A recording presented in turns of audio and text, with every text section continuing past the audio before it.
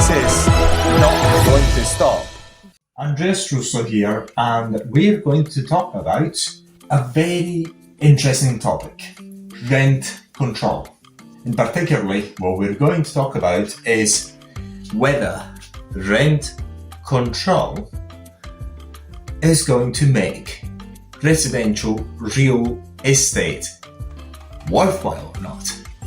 So stay tuned. Now, we've got to understand what rent control and why we're talking about rent control. We're talking about rent control. First of all, what is rent control? Rent control is when the government tells you how much the rent should be, or caps the rent, or tells you somehow how much it should be, how much you can increase it by, and whatnot. These sort of things. So this is what rent control is. In the UK, it's been talking about it because recently Scotland is trialling rent control. We know historically and aesthetically, both historically and hysterically, that whatever is trialled in Scotland comes usually, if successful, if people don't rebel and revolt, out to England and Wales. So, and then sometimes in other parts of the world. But basically they try everything first in Scotland. If the Scots don't say anything, well, the English won't say anything either. That's how it goes. They've done it with the plastic bags, charging people with plastic bags, and many, many other things. They always try it in Scotland. If the Scots say nothing, it's time for the English. I'm Italian, so I don't care.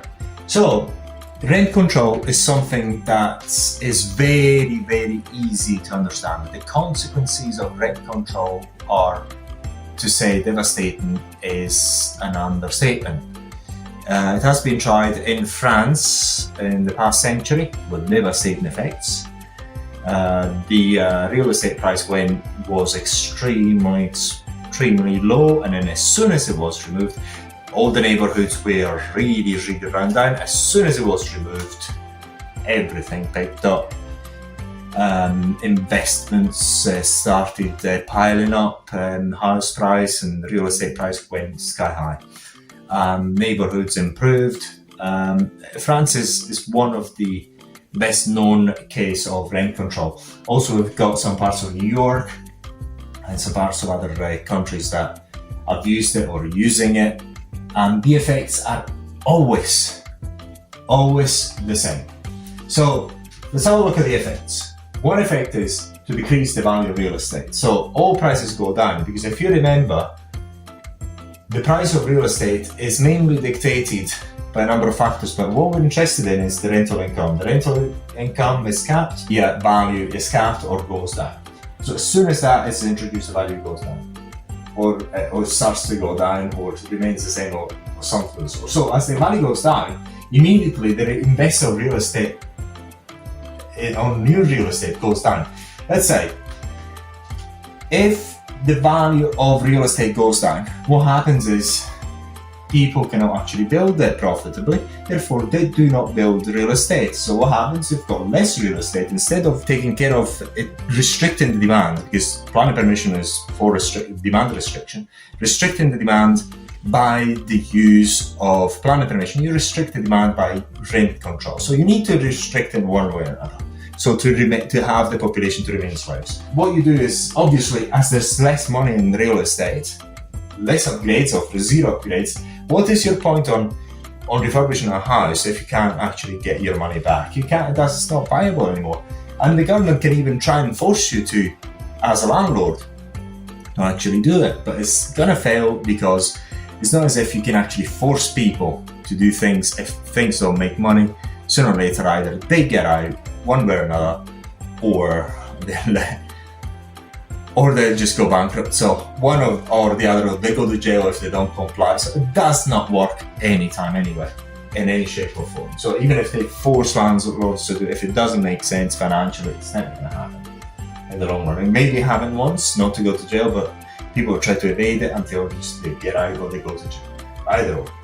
So there's going to be less supplies of real estate, and obviously there's nothing to rent. Neighborhoods are going to become really bad. There's no money, there's deprivation, and these are the consequences of communism of rent control. But my point is, you should, in my opinion, what I'm doing is double down. I really don't care. Put rent control. As far as I'm concerned, all my assets are protected. Even if I put rent control, I've got so much equity, I can withstand any storm. But I know as a storm, it's not something that's, if they bring it in, it's not going to last too long. There is a reason for it. Because obviously, it's not as if the politicians are stupid, are ignorant, or anything of the sort. They act stupid. It's just that they are puppets, so they are doing what they've been told. So they're being told in Scotland, try to gain control, and then Rishi Sunak, if people don't revolt, they put it in England. I quite strongly believe, and I believe it with really big conviction, I just put my money on it, that this is only, if it happens, is only temporary. Because in the United Kingdom, big money is in real estate, residential real estate, so commercial and residential. So big banks are moving in. Some big institutions are moving in the real estate market. So what's happening very likely is they want to depress the market. In 2023, the second part of 2023 is going to go down, and they're doing it by design, and at which point institutional investors are going to come in, buy everything cheap, and then they're just going to increase the money supply later on likely, and decrease regulation, and things are going to boom again. It does not, in my opinion, in the United Kingdom, they're not going to force this hand as much. The reason is because there's too much of the old money in the real estate game. So the old money is the ones that rule. The old money is the generational wealth of big rich families. And they are all in the shadows, controlling the government. So all they want is just push the competition out. Remember, we've got the banks and the WEF, the World Economic Forum. They both want you, not me, to own nothing and be happy. So, in my opinion, this is another of the many schemes that they've got, which are obviously I'm not going to tell you. They actually told you in an ad, and then they took it out, not to wake too many people up. So, you will own nothing and be happy by 2030, and they will own everything and be even happier. But the truth is that if you do not own anything, you own nothing and be dirt poor. That is the truth. And therefore you'll be deprived. I don't think I'm very happy about it, but there you go.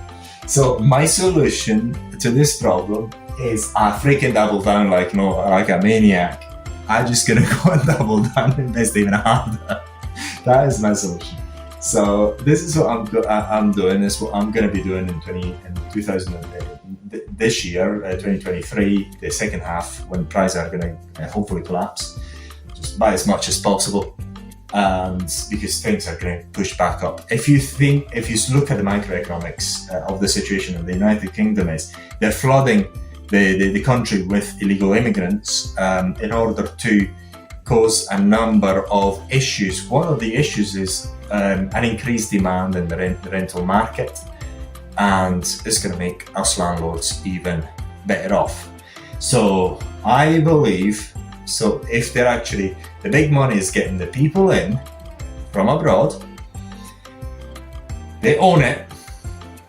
I think that basically what they want to do is another possible scheme to drop the price, sink the price for a while, acquire as much as possible, for then release the brakes and have everything to explode, and then whoever actually got in benefits, whoever didn't get in and got scared loses out, and so on. Unfortunately, that is what I think is going to happen. Time will prove me wrong or right, but I think this is what's going to happen. I don't think that the UK market is going to be that bad, so my solution is double down. That's what I'm doing.